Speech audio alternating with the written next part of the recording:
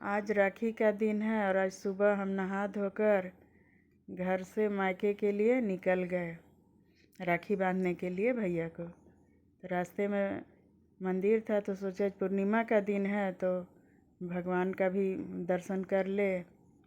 जब मंदिर में गए तो इतना भीड़ था और नल से पानी भी नहीं चल रहा था। थोड़ा रुके तब फिर गिरने लगा पानी, तो फिर शंकर जी को जल चढ़ाए।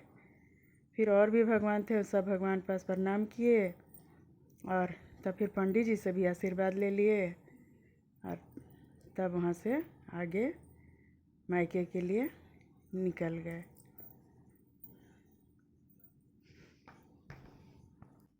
पूजा करने के बाद अब यहाँ से चल दिए मायके के लिए। सोचे कि रास्ते में ही बिजली होटल है, वहीं मिठाई ले लेंगे और तब जाएंगे मायके राखी बांधने। तो रास्ते में भैया का कई बार फ़ोन आ गया कि कब आ रही है, कब आ रही है। बोले हाँ भैया, थोड़ा सा तो देर हो गया है लेकिन हाँ पहुँच ही रहे हैं।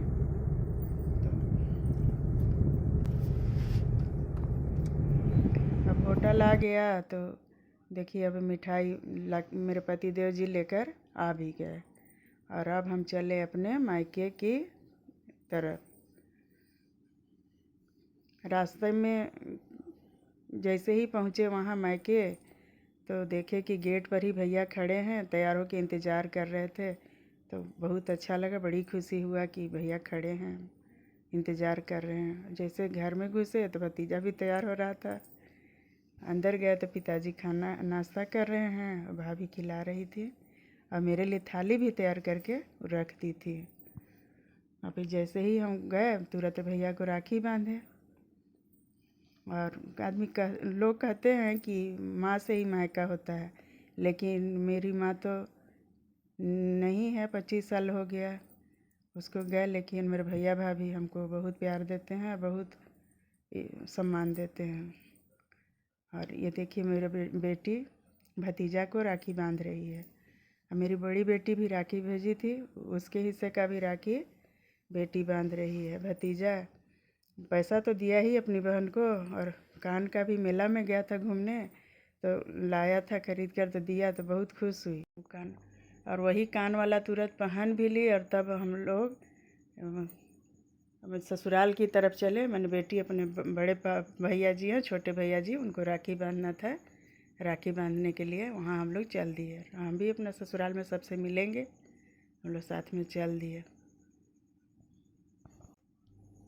मेरे पति देव जी और बेटी नाश्ता नहीं किए थे क्योंकि इन लोग दोनों को, बेटी को राखी बांधना था और पति देव जी को बंधवाना था। लेकिन हम तो अपने भैया को राखी बांध चुके थे, इसलिए हम नाश्ता कर लिए और उसके बाद हम चल दिए ससुराल की तरफ। देखिए मिठाई ले लिए, पति देव जी ला दिए।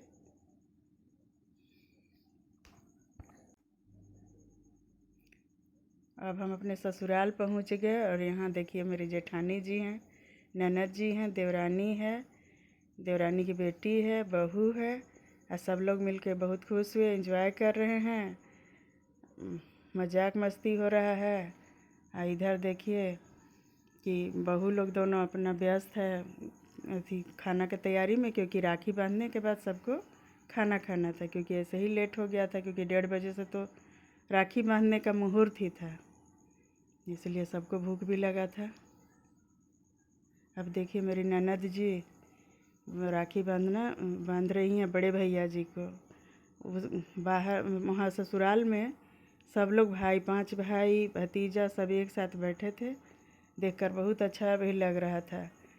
सबको लाइन से मेरी ननद जी बांध रही थी। अभी देखिए मेरे पति देव जी को राखी बांध रही हैं। ननद भाभी का रिश्ता अक्सर सुनने में ऐसा आता है खटास वाला रहता है, लेकिन हम लोग ननद भाभी में बहुत प्रेम है, जबकि वो हमसे बहुत बड़ी भी हैं। और केवल ननद से ही नहीं, हम लोग के ससुराल में भी सब बहुत अच्छे से प्रेम से रहते हैं, मिलजुल कर। बहुत जब मिलते हैं तो बहुत इंजॉय भी करते हैं। अभी देखिए मेरी बेटी राखी बांधने जा रही है अपने बड़े भैया जी को, और देवरानी की बेटी खड़ी है, वो भी इंतज़ार करी, जो फोटो वीडियो बना रही है कि दीदी बांध लेंगी, उसके बाद हम बांधेंगे।